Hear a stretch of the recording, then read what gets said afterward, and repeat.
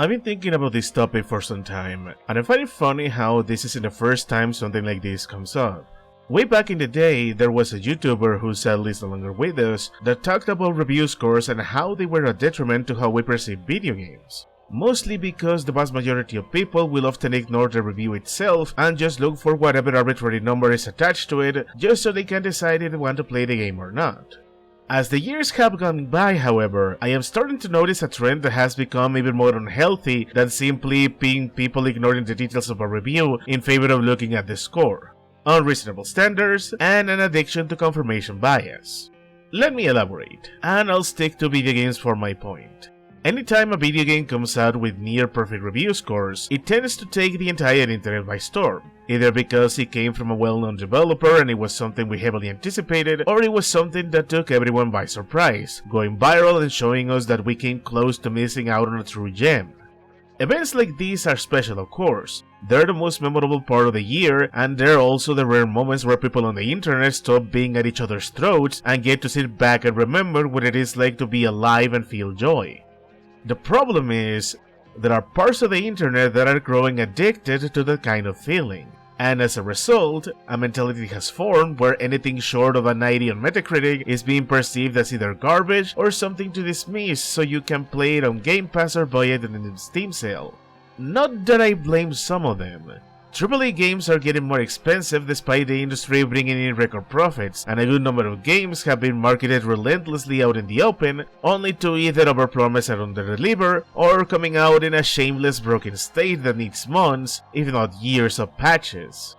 If that was the end of it, I wouldn't be making this video, but even if a game comes out fully functional and all the bells and whistles people want in a really good game, I notice those games will still get dismissed because of their review scores.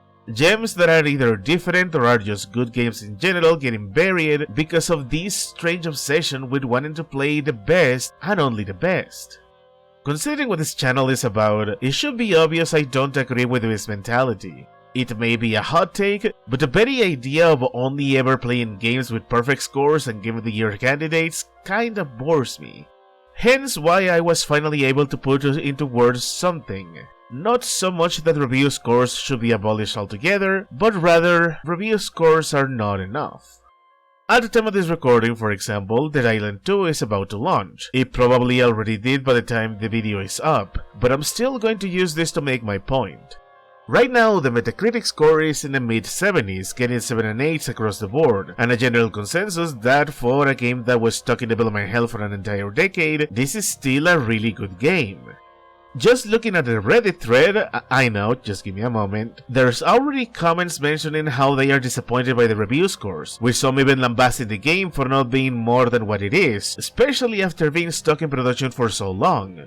With someone in the comments explaining to me playing average games like this is no longer enough, that only when the game gets a 9 or a 10 is when you know you are finally playing something different.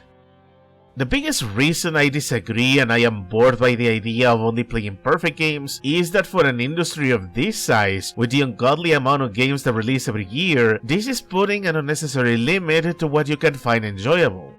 Some of the most fun games I had are games that are not even in the 8s.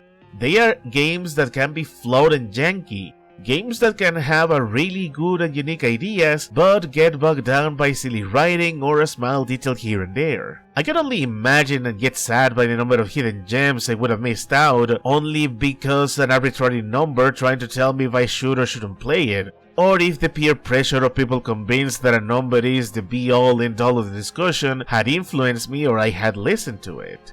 So what do? I already said that it is very unlikely we will ever abolish review scores. Scoring on whatever scale of your choice is so ingrained in society that getting rid of it will be the equivalent to divide by 0. So let's not bother with that. Instead, let's find a compromise. If you watch my reviews, you will have noticed recently I have stopped scoring my games without a number attached to my videos. There is a slight higher chance people won't skip right to the end to see the number. Instead, they'll have to hear what I actually have to say. This can work for other reviewers even if they still use the scoring system, and that is by simply not giving importance to the review score itself. because too many written reviews have details like putting the review score right at the top of the article, next to the title, makes the purpose of reading the article all redundant and turns all the work and effort put in by the writer into a waste of time, with the only real benefit that they got paid for writing it. So instead, the score itself can just be buried somewhere in the article itself, because that's how I often did the scripts for my own reviews, giving it a score and then have a couple more paragraphs elaborating on why I gave it that score. Of course, even with that kind of compromise, a lot of nuance is taken out of the window if the title of the review also already gives away what the reviewer thinks. That's a whole different kind of worms, but I'll make it brief. One of the biggest complaints I see from reviewers and YouTubers alike is how people will look at a headline or a video title and they will make a comment without even bothering to watch or read what the reviewer had to say. I think that one is hilarious because it's a very self-inflicted problem. When you are titling your videos as "I recommend X game" or "X game is a disaster," there's really not much need for the average viewer to even bother clicking on it. I know it's basic search engine optimization and a bit of clickbait to spice things up, but if it has to get to the point you have to complain about people not bothering to watch your video because of the very title you chose to put on it, well, that is on you really. This is why I think nuance is important, and also why it is best to start breaking bad internet habits little by little. We want to think review scores are a reliable way to measure quality, but subjectivity makes this an impossible task.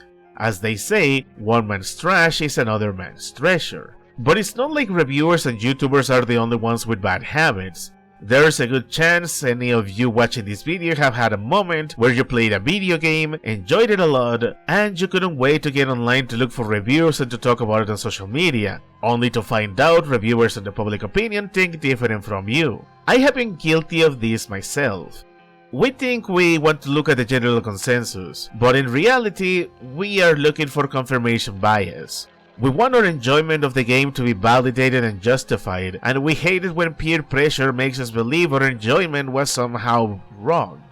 Like I said in my video about cynicism, this isn't about toxic positivity or that reviews and YouTubers are somehow bad. They can do whatever they want, they are entitled to their opinions. But rather, it's about taking a nuanced take. See both the good and the bad in the game, weigh it against how much you really enjoyed it, and then see if that opinion will rub off on others. We all want things to do good and for everything to do better, but if all we ever do is be critical or want to only get the best of the best, eventually all you are left with is hollow cynicism, and an inability to find joy in all the little fun details because of your own self-inflicted unreasonable standards. So in the end, I stand by the title of this video. Review scores by themselves are not enough. They're only the starting point, not a complete absolute measure of quality, but rather as a measure of how something is being perceived, and then use that as a starting point to look at a deeper conversation, with the perk that it can be as complex as a video essay, or as simple as a short tweet.